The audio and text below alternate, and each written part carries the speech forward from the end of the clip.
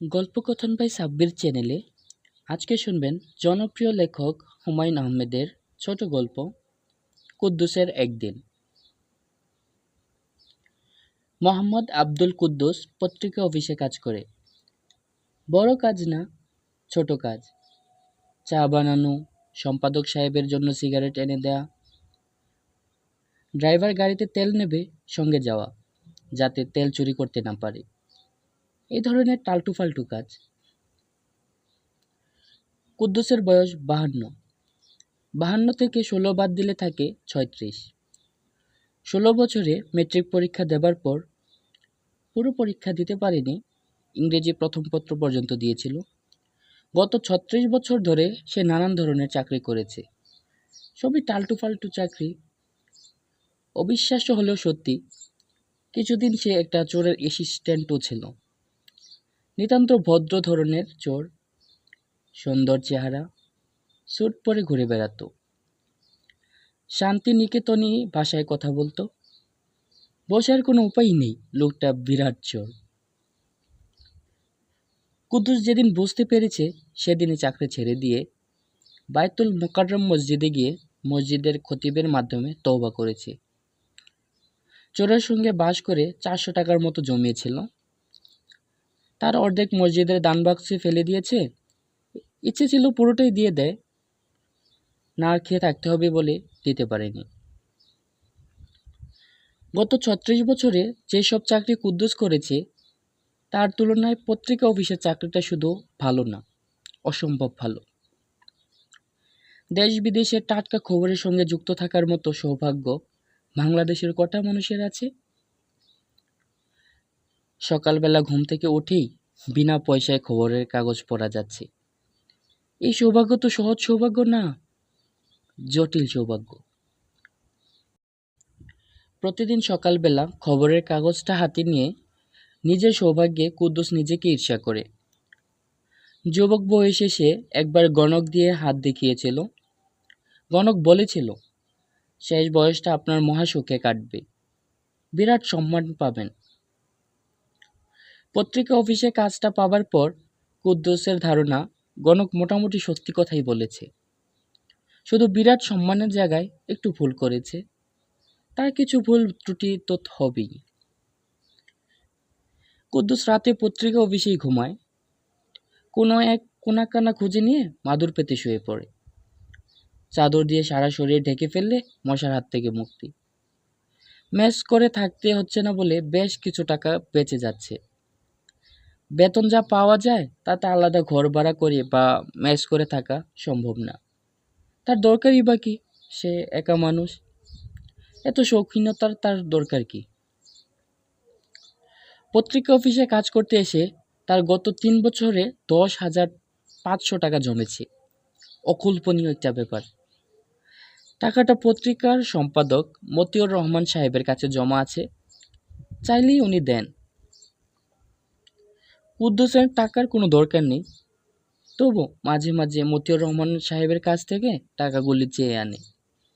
সারাদিন হাতে নিয়ে চুপচাপ বসে থেকে সন্ধ্যাবেলা ফেরত দিয়ে আসে।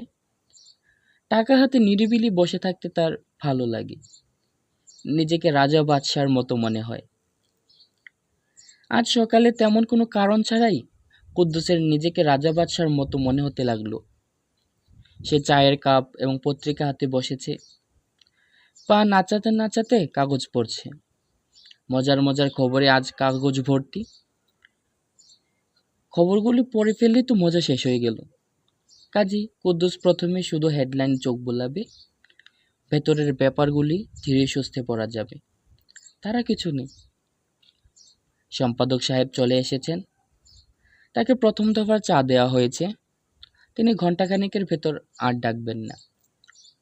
কুদ্দুস শীষ দিয়ে একটা গানের সুর তোলার চেষ্টা করতে লাগলো। পাগল মন গানটা খুব হিট করেছে। কুদ্দুস পত্রিকার 3 নম্বর পাতাটা খুলল। আজকের দিনটি কেমন যাবে 3 নম্বর পাতায় ছাপা হয়। কুদ্দুস এই অংশটা প্রথম পড়ে। তার ধনুরাশি, তার ব্যাপারে আজকের দিনটি কেমন যাবে, এতে যা লেখা হয় সব মিলে যায়। একবার লেখা হলো দুর্ঘটনার সম্ভাবনা। সেদিন অকারণে হুমড়ি খেয়ে পড়ে বুড়ো আঙুলের নখের অর্ধেকটা ভেঙে গেল। আজকের রাশিফলে লেখা, ধনুরাশির জন্যে আজ যাত্রা শুভ, ভ্রমণে যোগ আছে, কিঞ্চিত অর্থনাশের আশঙ্কা, শত্রুপক্ষের তৎপরতা বৃদ্ধি পাবে, শত্রুর কারণে সম্মানহানির আশঙ্কা। সম্মানহানির আশঙ্কায় কুদ্দুস খানিকটা চিন্তিত বোধ করছে। সম্মান বলতে গেলে কিছুই নেই, যা আছে তাও যদি চলে যায় তা মুশকিল। পত্রিকার সব হেডলাইন শেষ করবার আগেই কুদ্দুসের ডাক পড়ল। মতিউর রহমান সাহেবের ইলেকট্রিক বেল ঝনঝন শব্দে বেজে উঠল। কুদ্দুস এমনভাবে লাফিয়ে উঠল যে তার কাপ থেকে চা পুরোটা হলকে গায়ে পড়ে গেল। শার্টটা নতুন কেনা, আজ নিয়ে মাত্র তৃতীয়বার পরা হয়েছে। সাদা কাপড়ে চায়ের রং সহজে ওঠে না, এক্ষুনি ধুয়ে ফেলতে পারলে হতো, সেটা সম্ভব না। মতিউর রহমান স্যার ডেকেছেন, 1 সেকেন্ড অপেক্ষা করা যাবে না। কুদ্দুস প্রায় ছুটে সম্পাদক সাহেবের ঘরে ঢুকল। মতিউর রহমান সাহেব বললেন, তোর খবর কি রে কুদ্দুস? কুদ্দুস বিনয়ী মাথা নিচু করে বলল, খবর ভালো স্যার। একটা কাজ করে দে তো, এই চিঠিটা নিয়ে যা, নাম ঠিকানা লেখা আছে, হাতে হাতে দিয়ে আসবি। জি আচ্ছা স্যার। জাভেদ সাহেব ইস্টার্ন প্লাজার 9 তলায় থাকেন। ইস্টার্ন প্লাজা চিনিস তো? জি স্যার চিনি। খুবই জরুরি চিঠি, হাতে হাতে দিবি। ওনাকে বলবি আমাকে টেলিফোন করতে, আমি অফিসেই থাকবো। নে টাকাটা নে, রিক্সা করে চলে যা। মতিউর রহমান সাহেব 20 টাকার একটা নোট বের করে কুদ্দুসের হাতে দিলেন। কুদ্দুস টাকা হাতে নিয়ে ঘর থেকে বের হলো। রওনা হবার আগে শার্টটা পানি দিয়ে একবার ধুয়ে ফেলতে হবে। কতক্ষণের মামলা? কুদ্দুস বাথরুমের দিকে যাচ্ছে, আবার মতিউর রহমান সাহেবের বেল বেজে উঠল। আবারও কুদ্দুস ছুটে গিয়ে ঘরে ঢুকলো। সম্পাদক সাহেবের ঘরে ঢুকলে কুদ্দুসের মাথা ঠিক থাকে না। কুদ্দুস। জি জি স্যার। রিক্সায় যাওয়ার দরকার নেই, দেরি হবে। তুই এক কাজ কর, আমার গাড়ি নিয়ে চলে যা, আমি ড্রাইভারকে বলে দিচ্ছি। জি আচ্ছা স্যার। রিক্সা ভাড়ার টাকাটা ফেরত দেবার জন্যে কুদ্দুস 20 টাকার নোটটা বের করলো। মতিউর রহমান সাহেব বললেন, টাকা ফেরত দিতে হবে না, তুই দেরি করিস না, চলে যা। শার্ট না ধুয়েই কুদ্দুস গাড়িতে উঠল। তার মনটা খুঁতখুত করতে লাগলো। শার্টের এই রং তো আর উঠবে না। নতুন শার্ট, মাত্র 3 বার পরা হয়েছে। গাড়িতে উঠে তার আরেকটু মন খারাপ হলো। আবার একটা ভুল করা হয়েছে। পত্রিকাটা সাথে নিয়ে এলেও হতো। গাড়িতে যেতে যেতে কাগজ পড়ার আলাদা একটা মজা আছে। বসনিয়া হার্জেগোভিনার গরম খবর আছে। আজকের দিনটা ভুল দিয়ে শুরু হয়েছে। আজকে তারিখটা যেন কত? 14 এপ্রিল 1996। তারিখটা তার জন্য শুভ না। লিফটে কুদ্দুস একা। লিফটম্যান তাকে ঢুকিয়ে বোতাম টিপে দিয়ে বলেছে, 8 তলায় গিয়ে থামবে, নেমে যাবেন, পারবেন না? কুদ্দুস বলেছে, পারবো। তার কথা শেষ হবার আগেই লিফটের দরজা বন্ধ হয়ে গেছে। লিফট চলছে না, স্থির হয়ে আছে। একটা লাল বাতি জ্বলছে আর নিভছে। মাথার উপর শা শা শব্দে ফ্যান ঘুরছে। অদ্ভুত ফ্যান, গায়ে কোনো বাতাস লাগছে না। লিফটের ভেতর বিরাট একটা আয়না লাগানো। আয়নার দিকে তাকিয়ে কুদ্দুসের মন খারাপ হয়ে গেল। শার্টের দাগ বিশ্রীভাবে দেখা যাচ্ছে। এখন লন্ড্রিতে দিয়েও লাভ হবে না, টাকা খরচ হবে, অথচ দাগ উঠবে না।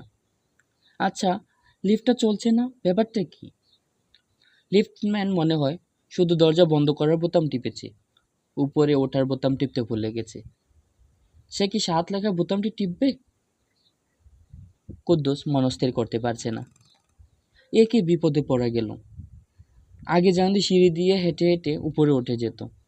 8 তলায় ওঠা এমন কোনো ব্যাপার না। পাগলমন গানটার প্রথম লাইনটা কুদ্দুস মনে মনে কয়েকবার গাইল। ইচ্ছে করলে শব্দ করেও গাইতে পারে। লিফটে সে একা। লিফটের ভেতর গান গাইলে কি বাইরে থেকে শোনা যায়? হ্যাস করে একটা শব্দে লিফটের ভেতরটা পুরো অন্ধকার হয়ে গেল।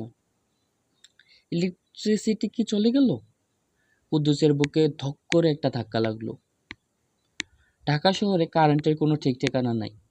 একবার চলে গেলে কখন আসবে কে জানে। লিফটের ভেতর কতক্ষণ থাকতে হবে? লিফটম্যান যে গেছে তারও ফেরার নাম নেই। কি হচ্ছে না হচ্ছে সে খোঁজখবর করবে কি না? অ্যাডমিনিস্ট্রেশন ভালো না। মতিউর রহমান স্যারের হাতে পড়লে এক পেজে ঠিক করে দিত। কুদ্দুস খুব সাবধানে লিফটের দরজায় কয়েকবার ধাক্কা দিল। জোরে ধাক্কা দিতে সাহসে কুলোচ্ছে না। কল কবজার কারবার, কি থেকে কি হয়ে যায় কে জানে। গরম লাগছে, আবার দম বন্ধও লাগছে। কুদ্দুস বেশ উঁচু গলায় ডাকলো, লিফটম্যান ব্রাদার, হ্যালো হ্যালো। কতক্ষণ পার হয়েছে তাও বোঝা যাচ্ছে না। কুদ্দুসের মনে হলো ঘণ্টাখানিকের কম না, বেশিও হতে পারে। সারাদিনে যদি কারেন্ট না আসে তাহলে কি হবে? লিফটের ভেতর থাকতে হবে। কুদ্দুস লিফটের দরজায় আরেকবার ধাক্কা দিল, আর তাতেই লিফট চলতে শুরু করলো। কারেন্ট ছাড়াই কি চলছে? লিফটের ভেতরটা ঘোর অন্ধকার। কারেন্ট এলে তো বাতি ফাতি জ্বলতো, কিছুই জ্বলেনি। কুদ্দুস মনে মনে বলল, চলুক, কারেন্ট ছাড়াই চলুক, চোলা দিয়ে হচ্ছে কথা। শো শো শব্দ হচ্ছে। কুদ্দুসের শরীর কাঁপছে। লিফট কি এত দ্রুত ওঠে? এ তো মনে হচ্ছে বাড়িঘর ফুঁড়ে আসমানে উঠে যাবে। এত দ্রুত লিফট উঠছে যে কুদ্দুসের পেটের ভেতর পাক দিয়ে উঠছে। যেভাবে উঠছে তাতে 100 তলা ছাড়িয়ে যাবার কথা। এটা মাত্র 12 তলা বিল্ডিং। কুদ্দুস আসহাবে কাহাফের 8টা নাম মনে করার চেষ্টা করছে। এদের নাম পরে বুকে ফু দিলে মহাবিপদ দূর হয়, বহু পরীক্ষিত। এরা 8 জন দাকিয়ানুস বাচ্চার সময়ে পর্বতের গুহায় ঢুকে ঘুমিয়ে পড়েছিল। রোজ কিয়ামত পর্যন্ত এরা ঘুমন্ত থাকবে। এদের 7 জন মানুষ, একটা কুকুর। 7 জন মানুষের নাম মনে পড়ছে, কুকুরটার নাম মনে পড়ছে না। মার্কসেলাইনিয়া, মাসলিনিয়া, ইয়ামলিখা, মারনুস, দাবারনুস, শয়নুস, কাফসাতুইউস। কুকুরটার নাম কি? কুকুরটার নাম মনে করতে না পারলে কোনো লাভ হবে না। কুকুরের নাম শুদ্ধ পড়ে বুকে ফু দিতে হয়। কুদ্দুস প্রাণপণে কুকুরটার নাম মনে করার চেষ্টা করছে। চরম বিপদে কিছুই মনে পড়ে না। শো শো শব্দ বাড়ছেই। শব্দটা এখন কানের পর্দার ভেতর হচ্ছে। কুদ্দুসের মুখ শুকিয়ে গেছে। সে লিফটের মেঝেতে বসে পড়ল। আর তখনই কুকুরটার নাম মনে পড়ল, কিতমির। কিতমির নাম পড়ার পরপরই হঠাৎ প্রচণ্ড ঝাঁকুনি খেয়ে লিফট থেমে গেল। লিফটের দরজা খুলতে শুরু করলো। দরজা পুরোপুরি খোলার জন্যে কুদ্দুস অপেক্ষা করল না। সে বসা অবস্থা থেকেই ব্যাঙের মতো লাফ দিয়ে বের হয়ে পড়ল। বের হয়েই হতভম্ব হয়ে গেল। সে কোথায় এসেছে? ব্যাপারটা কি? লিফট থেকে বের হওয়াটা বিরাট বোকামি হয়েছে। যেভাবে লাফ দিয়ে সে লিফট থেকে বের হয়েছে তার হচ্ছে ঠিক একইভাবে লাফ দিয়ে আবার লিফটে ঢুকে যাওয়া। সে পেছনে তাকালো, পেছনে লিফট নেই। লিফট কেন? কোনো কিছুই নেই। চারদিকে ভয়াবহ শূন্যতা। সে নিজেও বসে আছে শূন্যের উপর। মাথার উপর আকাশ থাকার কথা, আকাশ ফাকাশ কিচ্ছু নেই। তার চারপাশে কুয়াশার মতো হালকা ধোঁয়া। সেই ধোঁয়ার রং ঈষৎ গোলাপি। কুদ্দুস মনে মনে বলল, ইয়া গাফুরুর রহিম, এ কি বিপদে পড়লাম। ও আল্লাহ পাক, আমাকে বিপদ থেকে উদ্ধার করো। হে গাফুরুর রহিম, একবার যদি এই বিপদ থেকে উদ্ধার পাই তাহলে শুক্রবারে তারা মসজিদে সিন্নি দেব এবং বাকি জীবনে আর লিফটে চড়ব না। দরকার হলে 500 তলা পর্যন্ত হেঁটে উঠব। আমার উপর দয়া করো আল্লাহ পাক। কুদ্দুস চোখ বন্ধ করে ফেলেছে। চোখ বন্ধ অবস্থাতেই সে 3বার কুল হু আল্লাহ পরে বুকে ফু দিবে, তারপর চোখ খুলবে।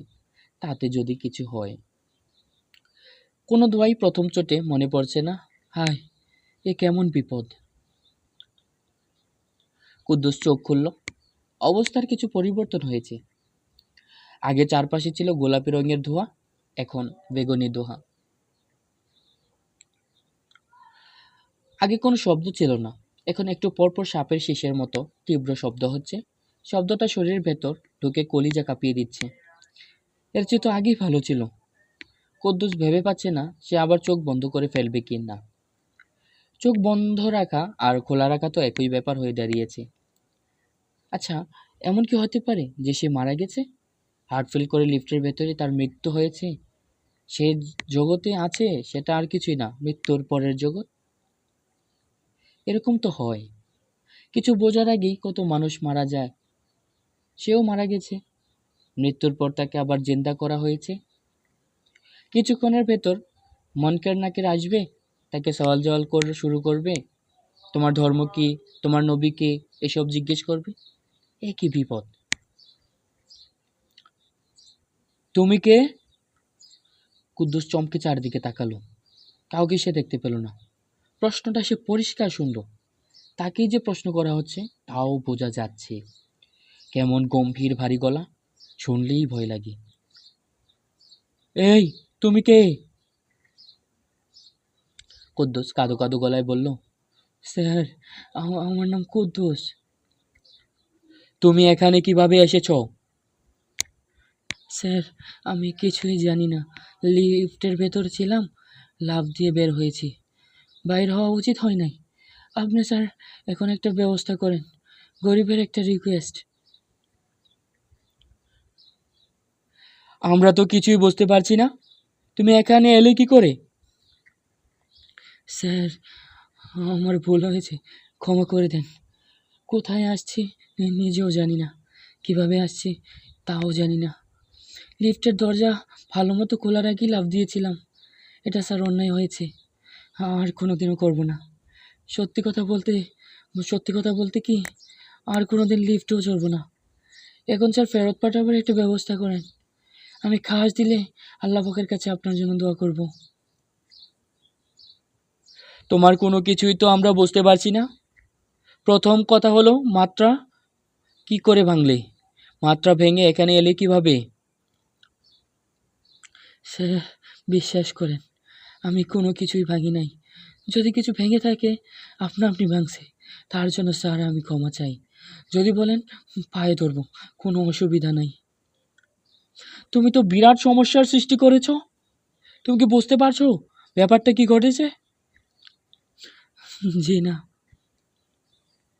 তুমি ত্রিমাত্রিক জগৎ থেকে চতুর্মাত্রিক জগতে প্রবেশ করেছো। এই কাণ্ডটা কিভাবে করেছো আমরা জানি না, আমরা জানার চেষ্টা করছি। স্যার, ফেরত পাঠাবার ব্যবস্থা করেন, সারা জীবন আপনার গোলাম হয়ে থাকবো। তোমার কথাবার্তা তো আমরা কিছুই বুঝতে পারছি না।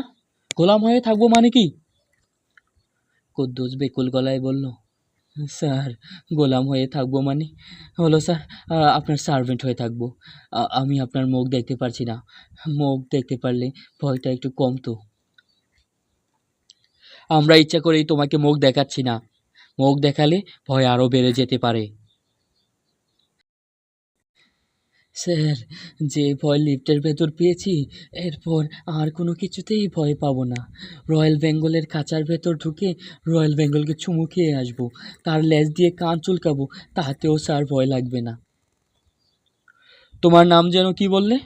কুদ্দুস? জি স্যার, কুদ্দুস। একটা জিনিস একটু বোঝার চেষ্টা করো, তুমি হচ্ছ ত্রিমাত্রিক জগতের মানুষ। তোমাদের জগতে প্রাণীদের দৈর্ঘ্য, প্রস্থ, উচ্চতা, এই তিনটি মাত্রা আছে। এই দেখে তোমরা অভ্যস্ত। আমরা চার মাত্রার প্রাণী। চার মাত্রার প্রাণী সম্পর্কে তোমার কোনো ধারণা নেই? স্যার, আপনি আমার মতো বাংলা ভাষায় কথা বলতেছেন, এটা শুনেই মনে আনন্দ পাচ্ছি।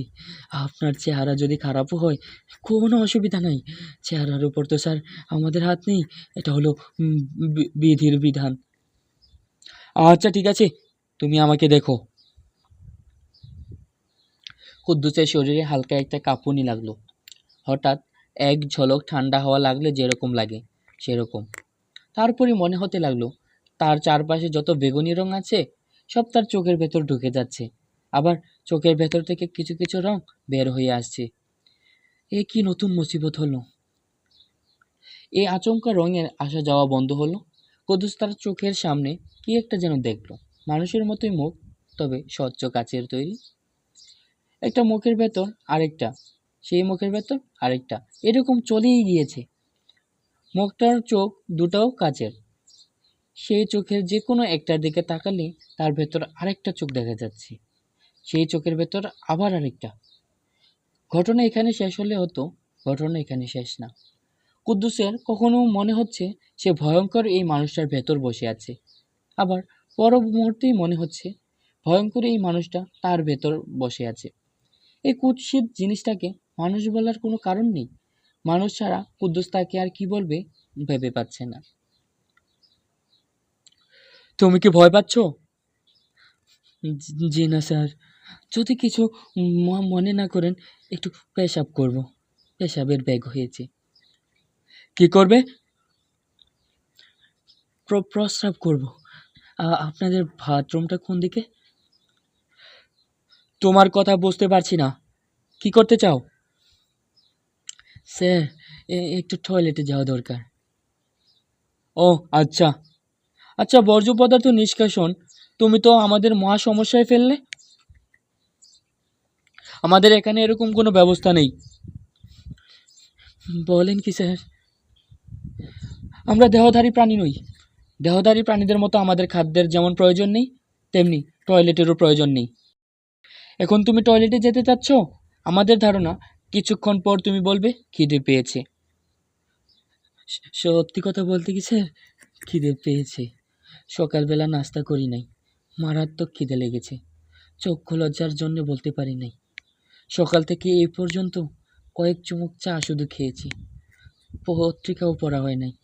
আপনাদের এখানে পত্রিকা আছে স্যার? না, পত্রিকা নেই। জায়গা তো তাহলে খুব সুবিধার না। আমাদের জায়গা আমাদের মতো, তোমাদের জায়গা তোমাদের মতো। আপনাদের তাহলে ইয়ে হয় না?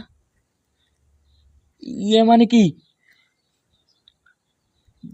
পেশাব পায়খানার কথা বলতেছি, বর্জ্য পদার্থ। না, আমাদের এই সমস্যা নেই। তোমাকে তো একবার বলা হয়েছে আমরা তোমাদের মতো দেহধারী না, শুধু দেহধারীদেরই খাদ্য লাগে। খাদ্যের প্রশ্ন যখন আসে তখনই চলে আসে বর্জ্য পদার্থের ব্যাপার। তবুও স্যার, আমার মনে হয় বাইরের গেস্টদের জন্য 2-3টা টয়লেট বানিয়ে রাখা ভালো। দেহধারী কোনো অতিথি আমাদের এখানে আসার উপায় নেই। আপনি তো স্যার একটা মিস্টেক কথা বললেন। আমি চলে এসেছি না? হ্যাঁ, তুমি চলে এসেছো, অস্বীকার করার কোনো উপায় নেই। কিভাবে এসেছো সেই রহস্য এখনো ভেদ করা সম্ভব হয়নি। স্যার, বিশ্বাস করেন, নিজের ইচ্ছায় আসি নাই। যে দেশে খাওয়া দাওয়ার ব্যবস্থা নেই, পেশাব পায়খানার উপায় নাই, সে দেশে খামাখা কী জন্য আসবো বলেন? তাও যদি দেখার কিছু থাকতো একটা কথা ছিল, দেখারও কিছু নাই। স্যার, আপনাদের সমুদ্র আছে? হ্যাঁ আছে, তবে সেই সমুদ্র তোমাদের সমুদ্রের মতো না। আমরা সময়ের সমুদ্রে বাস করি। তোমাদের কাছে সময় হচ্ছে নদীর মতো বয়ে যাওয়া, আমাদের সময় নদীর মতো প্রবহমান নয়, সমুদ্রের মতো স্থির।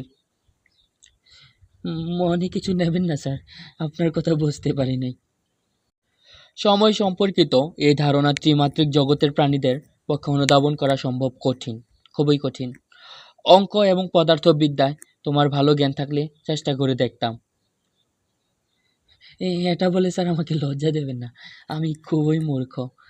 অবশ্য স্যার, মূর্খ হবারও সুবিধা আছে। মূর্খদের সবাই স্নেহ করে, বুদ্ধিমানদের কেউ স্নেহ করে না, ভয় পায়। মতিউর রহমান স্যার যে আমাকে অত্যন্ত স্নেহ করে, তার কারণ একটাই, আমি মূর্খ, বিরাট মূর্খ। ও আচ্ছা। ওনার স্ত্রীও আমাকে অত্যন্ত স্নেহ করেন। গত ঈদে আমাকে পায়জামা আর পাঞ্জাবি দিলেন, পাঞ্জাবি সিল্কের। এরকম সিল্ক সচরাচর পাওয়া যায় না, অতি মিহি এক্সপোর্ট কোয়ালিটি সিল্ক, যা তৈরি হয় সবই বিদেশে চলে যায়। ওনাদের কানেকশন ভালো বলে এইসব জিনিস জোগাড় করতে পারে। যাই হোক, পাঞ্জাবি সাইজে ছোট হয়ে গিয়েছিল, সেটা আর ওনাকে বলি নাই, মনে কষ্ট পাবেন। শখ করে একটা জিনিস কিনেছেন? কুদ্দুস, জি স্যার। তোমাকে আমাদের পছন্দ হয়েছে। এই যে স্যার, বললাম মূর্খদের সবাই পছন্দ করে। আপনারা বেশি জ্ঞানী, কেউ আপনাদের পছন্দ করবে না। সত্যি কথা বলতে কি স্যার, আপনাদের ভয়ে আমি অস্থির। আপনাদের দিকে তাকাতেও ভয় লাগতেছে। ভয়ের কিছু নাই, আমরা তোমাকে ফেরত পাঠাবার ব্যবস্থা করছি। হ্যাঁ, আপনাদের পা থাকলে স্যার ভালো হতো। আপনাদের পা ছুঁয়ে সালাম করতাম। তোমার প্রতি আমাদের মমতা হয়েছে, যে কারণে আমরা এমন ব্যবস্থা করে দিচ্ছি যাতে তোমার নিজের জায়গায় যখন ফিরবে তখন তোমার জীবন আনন্দময় হবে। বললে হয়তো স্যার আপনারা বিশ্বাস করবেন না, আমি খুবই আনন্দে আছি। আনন্দে থাকলেও তোমার জীবন মোটামুটিভাবে অর্থহীন, এটা বলা যায়। জীবন কাটাচ্ছ অন্যের জন্যে চা বানিয়ে। কী করবো স্যার বলেন, পড়াশোনা হয় নাই, মেট্রিক পরীক্ষাটা দিতে পারলাম না। ইংরেজি সেকেন্ড পেপার পরীক্ষার আগের দিন রাতে বাবাকে সাপে কাটলো। চোখের সামনে ধরফর করতে করতে মৃত্যু। আমরা কি করছি মন দিয়ে শোনো। তোমাকে ফেরত পাঠাচ্ছি। ইংরেজি সেকেন্ড পেপার পরীক্ষার আগের দিন রাতে তুমি সেখান থেকে জীবন শুরু করবে। বাবাকে যাতে সাপে না কাটে সেই ব্যবস্থাও করবে। সেটা স্যার কি করে সম্ভব? সময় আমাদের কাছে স্থির, আমরা তা করতে পারি। তুমি যখন ফিরে যাবে তখন এখনকার স্মৃতি তোমার থাকবে না, তবে তোমার বাবাকে সাপে কাটবে এই ব্যাপারটা তোমার মনে থাকবে। এটা যাতে মনে থাকে সেই ব্যবস্থা আমরা করে দিচ্ছি। নতুন জীবন তোমার শুরু হচ্ছে, সেখানে তোমার বাবাকে সাপে কাটবে না, তোমার বুদ্ধিবৃত্তিও কিছু উন্নত করে দিচ্ছি। পড়াশোনায় তুমি অত্যন্ত মেধার পরিচয় দেবে। অঙ্কটা নিয়ে স্যার সমস্যা, অঙ্কটা পারি না, খুব বেড়াচেরা লাগে। আর বেড়াচেরা লাগবে না। এখন কি স্যার আমি চলে যাচ্ছি? কিছুক্ষণের মধ্যে যাচ্ছ। ম্যাডামকে আমার সালাম দিয়ে দেবেন, ওনার সঙ্গে দেখা হয় নাই। ম্যাডাম কি তোমার সালাম পৌঁছে দেওয়া সম্ভব হচ্ছে না? তোমাকে আগে একবার বলেছি, আমরা দেহধারী নই, আমাদের মধ্যে নারী পুরুষের কোনো ব্যাপার নাই। জি আচ্ছা, না থাকলে আর কি আর করার, সবই আল্লাহর হুকুম। একটু দোয়া রাখবেন স্যার, এই বিপদ থেকে কোনো দিন উদ্ধার পাবো চিন্তাও করি নাই।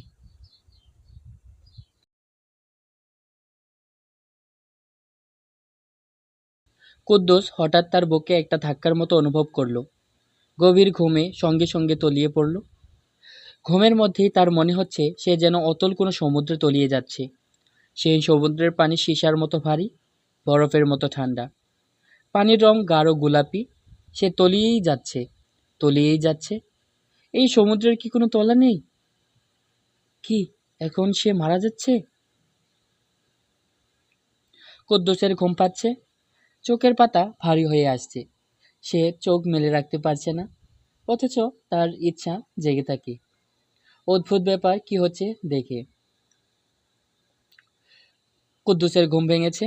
সে তার গ্রামের বাড়িতে চৌকির উপর বই খাতা মেলে পড়তে বসেছিল। পড়তে পড়তেই ঘুমিয়ে পড়েছিল। কি সর্বনাশের কথা! কাল ইংরেজি সেকেন্ড পেপার পরীক্ষা, রচনা এখনো দেখা হয়নি। এ জার্নি বাই বোট এবছর আসার কথা, গত বছর আসেনি। কুদ্দুস রচনা বই টেনে নিল, আর তখন মনে হলো তাকে একটা সাপ মারতে হবে। সাপটা কিছুক্ষণের মধ্যেই বের হবে, ভয়ঙ্কর বিষধর একটা সাপ। এরকম মনে হবার কি কারণ কুদ্দুস বুঝতে পারল না। তারপরেও সে হারিকেন হাতে নেমে এলো। একটা মোটা লাঠি দরকার। লাঠি হাতে এক্ষুনি তাকে তার বাবার কাছে গিয়ে দাঁড়াতে হবে। হাতে একটুও সময় নেই।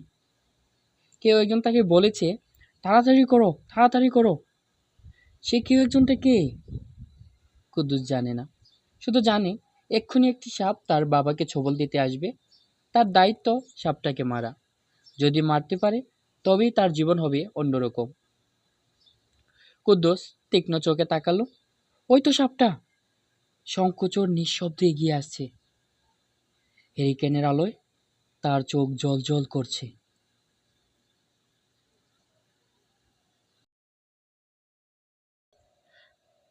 শুনলেন কথাসাহিত্যিক হুমায়ূন আহমেদের লেখা ছোট গল্প কুদ্দুসের একদিন।